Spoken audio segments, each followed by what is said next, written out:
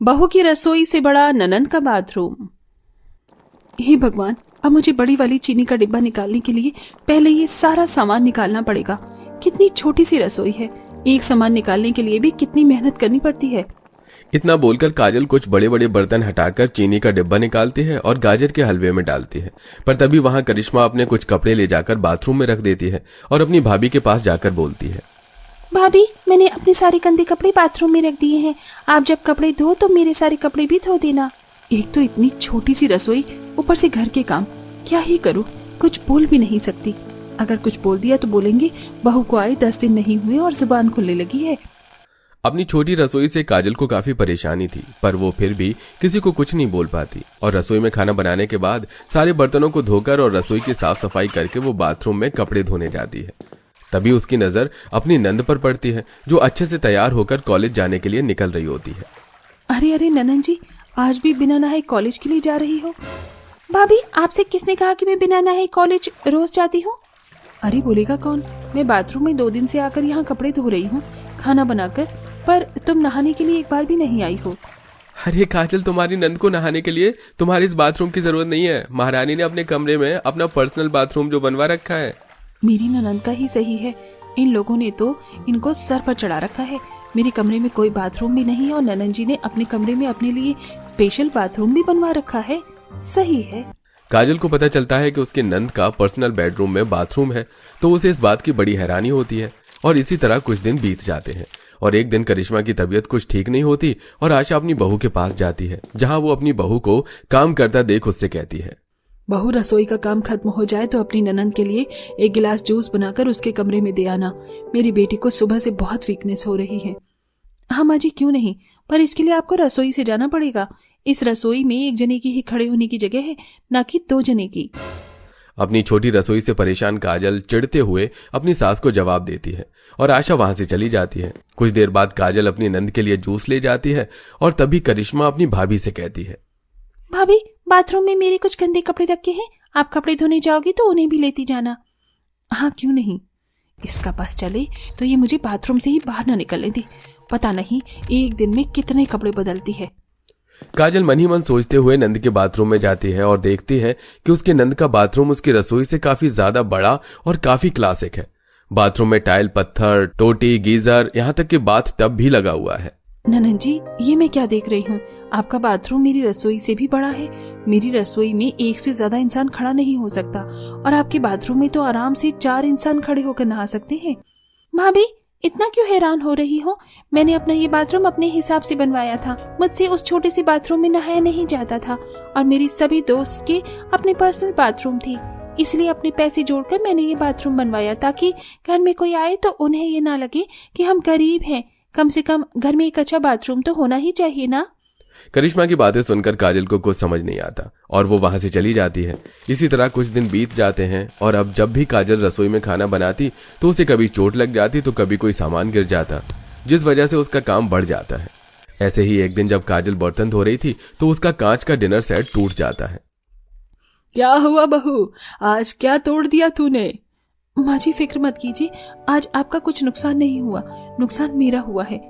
मेरे माता पिता ने इतने प्यार से कांच का डिनर सेट दिया था, वो टूट गया। ननंद जी के लिए बड़ा बाथरूम बनाना जरूरी था, पर मेरे लिए बड़ी रसोई बनानी है, इसकी चिंता किसी को भी नहीं है। अरे बहू, हम घर में थोड़े से तो लोग हैं और घर में इतनी जगह नहीं है कि रसोई बड़ी करे। अगर रसोई बड़ी हुई तो आंगन छोटा हो जाएगा और जो टूटना था वो टूट गया। शाम के खाने की तैयारी कर लेना। अब शाम को पवन के कुछ दोस्त घर आ रहे हैं और उनके लिए खाने में कुछ चाइनीज, इंडियन और साउथ इंडियन डिश बना लेना। इतनी छोटी सी रसोई में इतना सारा खाना बना पाना मेरे बस की नहीं है।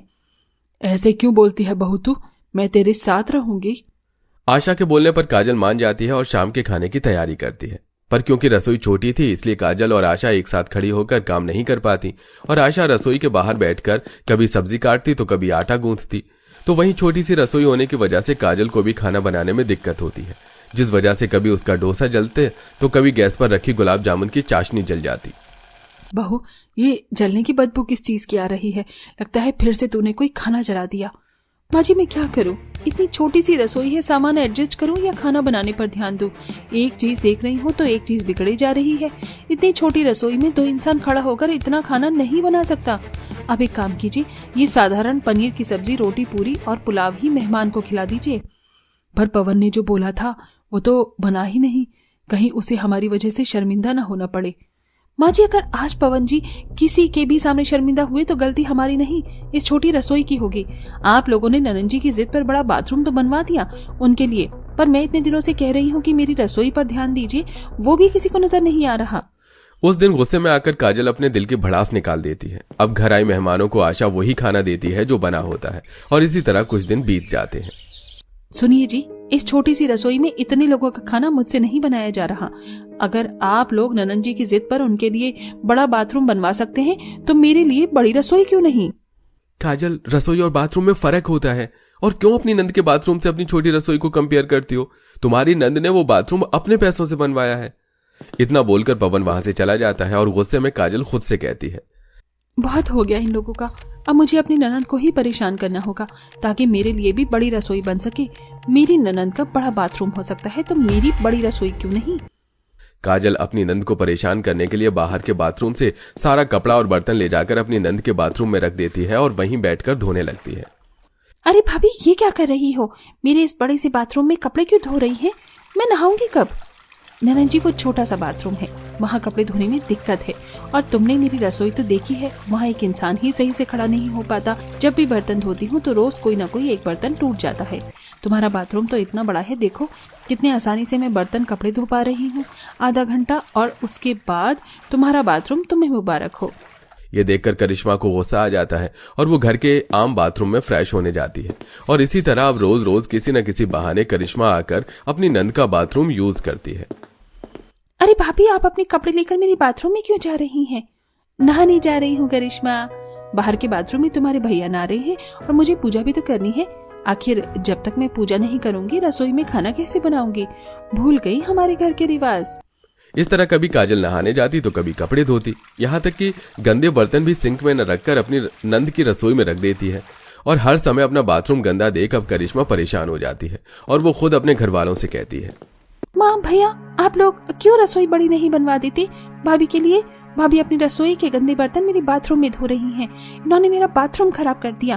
मैं परेशान हो चुकी हूँ भाभी की इन हरकतों से। आप लोग भाभी की रसोई बड़ी करो, भले ही पैसे मुझे देना पड़े। तुम्हें पैसे देने की जरूरत नहीं है। मैंने और माँ ने फैसला कर लिया है, छोटी सी रसोई में सच में काजल को खाना बनाने में बहुत परेशानी होती है, इसलिए अब तुम्हारे बड़े बाथरूम की तरह काजल की भी बड़ी रसोई होगी। पवन की यह बात सुनकर काजल बहुत खुश होती है और इसी तरह कुछ दिन बीत जाते हैं और बहुत जल्द काजल को उसकी बड़ी रसोई मिल जाती है। बड़ी रसोई में काजल इधर उधर टहल कर खाना बनाती और बर्तन धोने के लिए भी नई सिंक होती है। आराम से वो बर्तन धोती, खाना बनाती और मजे करती।